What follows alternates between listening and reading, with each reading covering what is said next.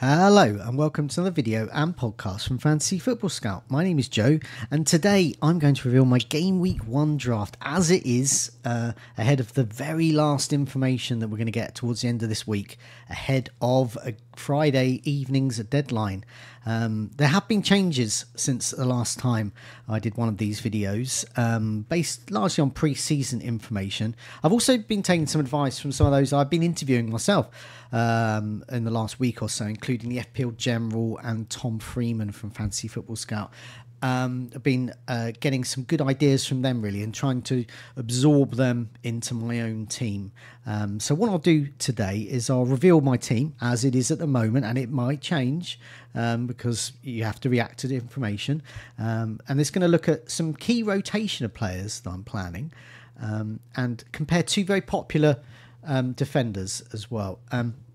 Before we get going, I just want to give a plug to the members area at Fantasy Football Scout. Being augmented this season with the appearance of an app. Finally, we got an app to get all of the tools and gadgets in the members area, all the data and the team planner as well, which is the interaction with rate my team and those types of things. You can really plan your team far in advance. I've certainly been using that a lot to plan my team as we go into this new season, which I think is my 16th, 17th. I can't remember now. It's one of those two. It's like when you reach 30 or 40 or 50. In my case, you sort of forget how old you are afterwards. You remember the big ones, but yeah. So it's my 16th or 17th season. Also another reminder to people to do subscribe wherever you're listening and watching to this. Do press that like button and give us a lovely review wherever you're listening. But if you're not going to give a lovely review, just don't give a review at all. Okay, let's just get stuck in. I'm just going to go straight into my team. So this is the team as it is at the moment.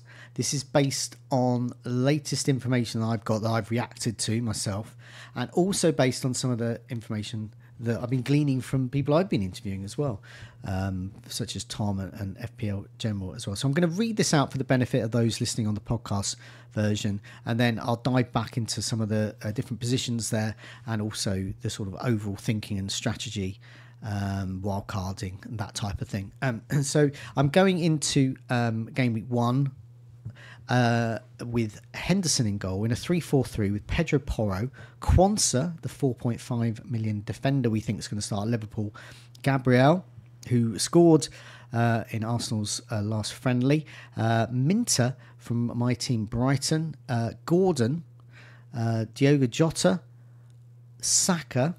Up front I've gone for Solanke, Haaland, Isak as well. So I'll read that out again because I know whenever I listen to these, I always have to sort of go back and say, what did they say again? So I've got Henderson, Porro, Quansah, Gabriel. Midfield, Minter, Gordon, Jota, Saka. And then up front, Solanke, Haaland, Isak. On my bench, and this is a very strong first sub, Smith Rowe, 5.5 million first sub. I've got Fabianski as my backup to Henderson. I've gone for Barco as my first defender sub, so second sub on the bench for Brighton, should start, and then Robinson as well. So two of the things I'm going to come back to in a second, my defence, and also why I've got lots of Fulham and Brighton in my team.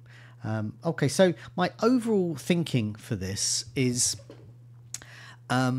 I was originally going to wildcard in Game Week 4. I just thought I'm going to wildcard in Game Week 4. I just know my team's not going to be set up. But I thought, well, what if it is? And Game Week sort of 6, Game Week 8, around the international break, Game Week 6 as well. These are all good times to wildcard. Also, Game Week 4 is a good time to wildcard. I've highlighted Game Week 4 is a good... There's a lot of fixture changes in Game Week 4. Brighton, for example, have really good 2 home games in a row when they've got looking at Ipswich and Nottingham Forest in Game Weeks 4 and 5, and at the same time, sort of around that time, Arsenal's fixtures get a bit tricky. They've got Tottenham and Man City. Liverpool's get better even, and they're doing really well anyway, but they've got Nottingham Forest and Bournemouth at home. Meanwhile, Man City have got Brentford at home in game week 4, but then game weeks 5 and 6, Haaland's sort of dispensable. And it's just a question of how I navigate around that time with transfers and wildcard. And I think I'm going to be removing Haaland. I think in my very first video I said I was going to remove Haaland. It's game week 3. They're sort of being pushed back a bit. I think optimally, removing Haaland for Arsenal and Newcastle, game weeks 5 and 6, using that money to invest in, for example, Salah, who's not in my team, or Ollie Watkins, and then reassessing after that, because from game week 7, that is when Manchester City's fixtures really improve. So they've got Newcastle game week 6, then Fulham at home game week 7, Man City then got Wolves, Southampton, Bournemouth, Brighton. So I really want Man City, I want Haaland back for that. So the way I'm looking at that, I think I want to navigate around game weeks 4, 5 and 6 with transfers, and then sort of maybe early in game week 6, but game week 7 I definitely want Man City, and that's getting Haaland back in. So that's removing Haaland is easy. I'll remove that 15 million and wow, happy days. I can get Salah in. I can really spread that money around. Get Watkins in for Haaland. That's 6 million I can use to upgrade a midfielder to Salah. Easy. Getting Haaland back, trying to get that money back, I'm going to need either lots of transfers or a wildcard. I think that's a perfect time for me to use a wildcard. So that's my general thinking there. So hopefully that might help some people, if they're wildcarding a particular time.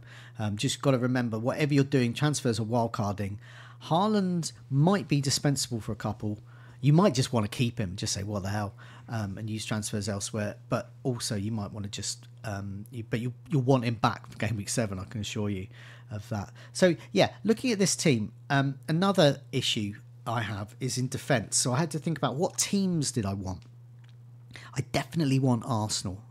I was talking to FPL General on his video, and we worked out that the ownership of, say, Raya, Gabriel, Saliba, etc., this is getting towards 100%. It's going to be over 100% by the time we get to deadline. So if you don't have any Arsenal coverage, and I know people sometimes frown upon looking at effective ownership, but if you're going into that without any Arsenal coverage, at home to Wolves, and they also play at home to Brighton in game week 3, and you don't have them, and they keep a clean sheet, that's going to impact you straight off the bat. But the other reason is that the clean sheet potential, but Gabriel and Saliba also have goal scoring potential as well. So the prospect of a Gabriel goal, we know what Arsenal like with set pieces, just seemed to... it was too enticing for me. So I definitely want Arsenal. I definitely want Liverpool and Quansah at 4.5. You have to weigh up, is Alexander-Arnold worth 2.5 more than Quansah? I'm not sure. Maybe. That's not to dispute he's good, but I want one of Quansah or Alexander-Arnold. I can't afford Alexander-Arnold with this setup. So Quansah is in. To a lesser extent, I want Man City and Newcastle. I think Newcastle's fixtures are good. Without Europe, they could do better away from home. They have a strong home and away fixtures early on. Man City as well. It's a bit mixture, but I mean, I would like to get Gvardiol. I'm not sure whether he's going to be as attacking early on this season. I think with a lot of players coming back, I think he's going to play a more sort of left centre back role, I think, but I don't think he's going to be as marauding as he was early on. I don't know though. So he's a player I would sort of want, but sort of I think Arsenal and Liverpool for me. And the other priority, and this is something I'll chat about in a sec, is Fulham and Brighton defences. Because, well, I'll show you in a sec, the rotation of Brighton and Fulham, who are very kindly priced, a lot of their players. In my case, I've got Barker and Robinson.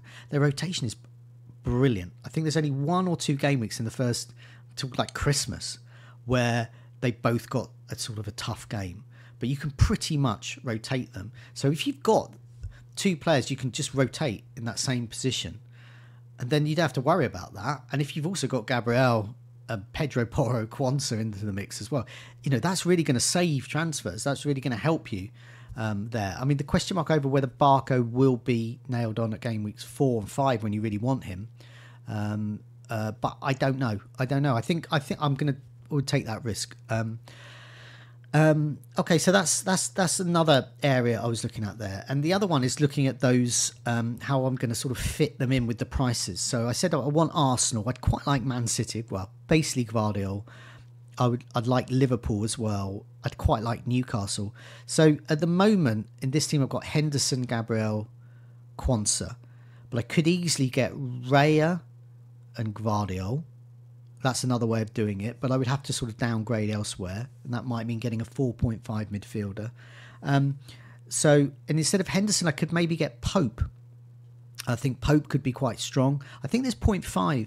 I think I've got 0.5 in the bank with this particular draft here. So I could go up to Pope. I know what it is. I've got Gordon in. So if I've got, with Gordon, I could go get him down to Eze. And then that would free up 0.5 to beef up Henderson to Pope. So Pope is an option there. And of course, Lewis Hall, Newcastle fans seem to think he has got the left back slot nailed on there. So he can be a good option there. But I think overall, really, my main decision of coming to that, as in being flexible about which of those defenders I go for in those key teams, was Gvardiol and Gabriel. So do I want Gvardiol and say Henderson, Gabriel and Henderson, or could I want Raya and Gvardiol?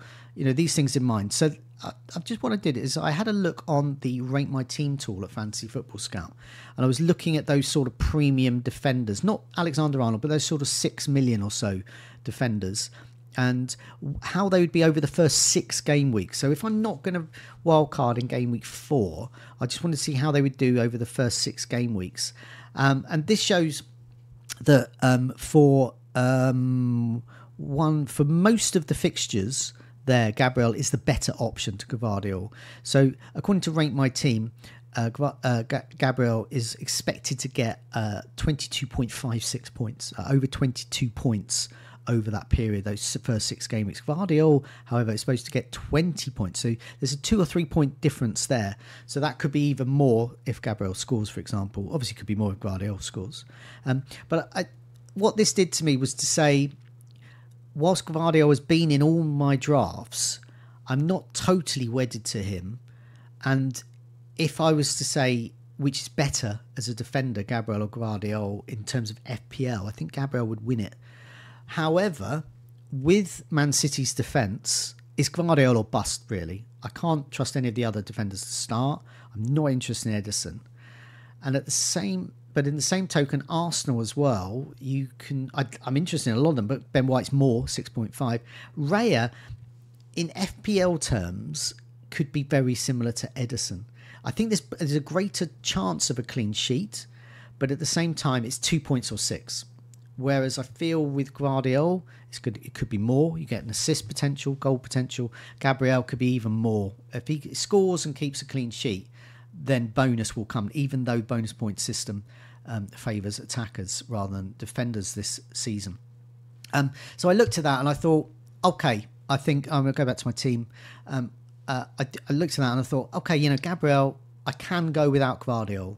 I don't think I can go without an Arsenal defence. So it's Gabriel or Raya or Gvardiol. So those decisions will keep going. So people will look at this team, or you might listen to me talking about this team and think, he's never going to stay with this, or, he's going to change. And of course, yeah, because I've got these different options, but I'm fairly wedded Arsenal defence. I'm okay not having Gvardiol. I'd quite like Newcastle. Pedro Porro is a must, I think, for me, because those first 2 fixtures with Leicester and Everton. And Quansah at 4.5, I think he's going to start. And I think he's a gift. And having Barco in there and Robinson, and either one of those will come in for Quansah. And in fact, either one of those could come in for Quansah anyway.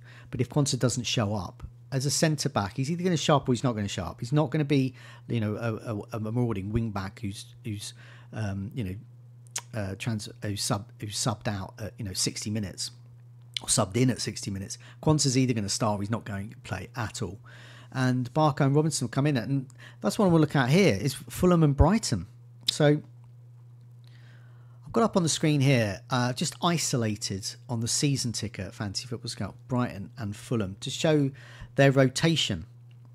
And in the team that I've got, not just in defence, but I've gone for it in attack as well, just to see what it looks like. So I've got Barco and Robinson. Now, if Barco is in any way a doubt to start, you can easily move him to another Brighton defender. They're priced very kindly. Of course, Lewis Dunk would be the pick, I think, there. He's only 4.5.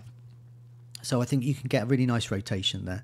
Anyway, you could start with Barco, or as I've got here, Minter, Brighton. You can bench Smith Rowe or Robinson. You want to go for both of them. I've mainly done this to show you the two options. You can do it in attack, rotation, attack and defence. And then game week 2, Fulham have got Leicester at home.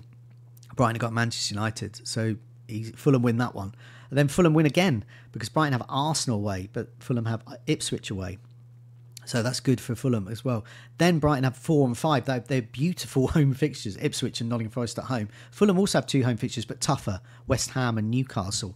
So once again, you can do that. Brighton, they got Chelsea away in game week 6. No problem, because Fulham have Nottingham Forest. And it goes on. And I looked at it, and game week 7, Brighton have Tottenham at home, which is better than Fulham's Man City away, but they're still tough fixtures. Same in game week 8. Fulham have the edge. Aston Villa at home. Well, we saw what they did with the drunk Villa when they turned up at the end of the season. No, it wasn't them. It was Crystal Palace. Sorry, apologies for that. But yeah, so Fulham at home to Aston Villa. That's tough, but not as bad as Brighton against Newcastle. But then the rotation kicks in once again. So you've got to take your pick in 7 and 8. But from game week 9, Brighton have Wolves at home. Fulham have Everton away. And then Brighton have a really tough one, as bad as it gets. Liverpool away, Man City at home. Game weeks 10, 11. No problem. Fulham have Brentford and Crystal Palace. And it goes on like that. Brighton have Bournemouth and Southampton, whilst Fulham have Wolves. You could play both of them there. And Tottenham.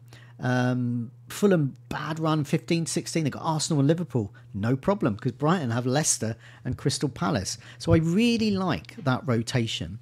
I think it fits really well with Robinson and Barco.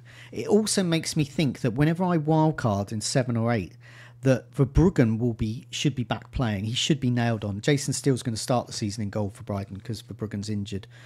But it should be Verbruggen. So Verbruggen and Leno could be a really good rotation pair. It's only 9.5 between them. I know it's a little bit more than people might want to spend there, but we might have a bit more money there. And yeah, that could be good.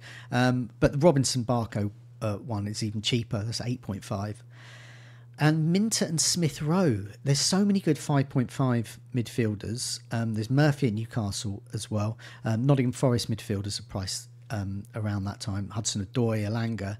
And I think Minter for game weeks 4 and 5, I'd really want him. I think he could do some damage to other teams before that. And he rotates really well with Smith Rowe. And I think another reason I went for this, I'll just go, I've got my team on the screen, but slightly smaller, so I'll just go back so people can see it. Another reason I kind of like the Smith Rowe Minter change is, say one of my attackers gets injured. I didn't want to do the early wild card. So if one of the attackers gets injured, say it's Smith Rowe, for example, well, I'm happy to play Minter even in tough games. But say someone like Jota gets injured, well, I'm happy to play Minter and Smith Rowe together. But so it's having that good first sub, I think, could be quite important. Another reason is I had 4.5, so I had Bergvall at Spurs. He's just not going to get a look in, and it does tie up a Spurs place. Sangare at Nottingham Forest. I mean, basically, Harry Winks at Leicester. I mean, it's a pretty dud. You're going to look at 2 points there. So you're basically saying to yourself, your first sub is 2 points, or one of your subs is 2 points max. And I didn't want that. I thought I want a bit more than that. And you could take a risk on Oscar Bob or 5 million, or Rodgers at Aston Villa. But I don't know, maybe they might not start. I mean, the chances are, even if they don't start, they'll get some kind of return. So they've definitely got a higher ceiling. But I did like the security of having Minter and Smith Rowe there. I'm not sure whether I'll go with that. I could still dip down to a 4.5, but I did like this Brighton-Fulham rotation. I did like the value there. I'm quite happy to bench Smith Rowe. It's not optimal to play Smith Rowe away to Manchester United. And it's better to play Minter, but it is more optimal in game week 2, for example, while Brighton have Manchester United, to play Smith Rowe at home to Leicester. It is more optimal for Minter to be benched in game week 3 against Arsenal because Smith Rowe can come in. Now, you can also move Smith Rowe to Pereira to keep that sort of rotation going, but as I said, you can move to a lot of other players. There's a lot of choice in that category there, and I find the sort of 6 million, 6.5 a bit of a desert. I've seen the Nkunku in a lot of teams, but I've said it in multiple shows. I'm not convinced by Chelsea's transfer dealings, and I don't know with Nkunku. It's just an unknown, and Chelsea are a bit of an unknown. Good fixtures from game week 2, but I'd like to see how that translates into FPL points, and then obviously make a move. Palmer would be the top priority there. So yeah, that's what I'm looking at really for this team. There are changes that could be made. Minter out for a 4.5. That would free up $1 million, which would enable me to do things like get Gvardiol and upgrade Henderson to say Raya. So that move there. But the basics of Solanke, Haaland, Isak, Saka, Jota, Porro, the basics of the team are there. That's all there, and the rest is I know the teams I want. It's just fitting all the bits of the jigsaw around there. And the last thing I want to just show is something I put on a couple of videos. It's just a captaincy matrix, just to sort of stress test my team, to check I've got the right players or the right plan to get the players in. So Isak is the top choice for captain for me. At home to Southampton, game week 1. He's in my team. I've also got Saka there, who is one of the backups, among the backups. Haaland at home to Ipswich in my team. Saka at home to Brighton, I think, is a great captain. Game week 3, he's in my team. Isak at home to Tottenham. Watkins away to Leicester, also in the mix. Haaland away to West Ham, but I think I like Saka more in my team. It's game week 4 when it's tricky. Salah at home to Nottingham Forest, but Haaland is at home to Brentford, so I'm not so bothered about that. I think Haaland at home to Brentford's okay compared to Salah at Nottingham Forest, but then Haaland has these tricky game weeks 5 and 6. Sort of, Arsenal and Newcastle, I think it is. Salah at home to Ipswich. I want Salah then. So that's when I'd be looking. So game week 5, ahead of game week 5, I'll be looking to remove Haaland, getting Salah in somehow. And Watkins, once again, has a really good fixture, home to Wolves. And in game week 6, I think Saka at home to Leicester is a very good option, and Salah away to Wolves. So it's that Haaland's not in that mix there. So that's what I want to do. It's like this. I think I've described it before in some videos. It's like a wave when you're making transfers and you're trying to ride that wave. And I see this wave basically of being very sort of Haaland-esque. And then it sort of changes to a Salah one gradually. And then it's a definite Salah one. And then it moves back to Haaland's sort of game week 7. So that's the sort of move I want to make there. So hopefully that's given you some food for thought, particularly around potential rotation and sort of teams to target. Good luck fitting all these bits of the jigsaw together and riding the wave of the transfers in the first few games, whenever you're wildcarding whatever players you get in. And good luck with that. Thanks so much for having me. Do press that like button. And do remember to subscribe. And do remember to leave a lovely comment. And do remember to not leave any comment if you're not going to make a lovely comment. Thanks a lot for your time. Take care. See you soon.